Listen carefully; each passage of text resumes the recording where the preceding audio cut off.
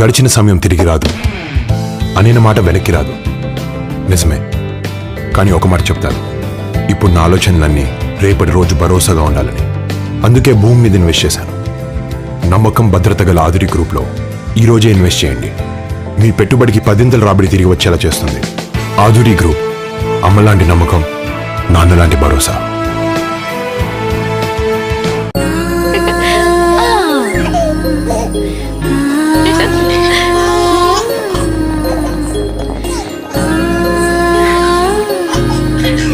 అదిగో మావయ్యని చూడు.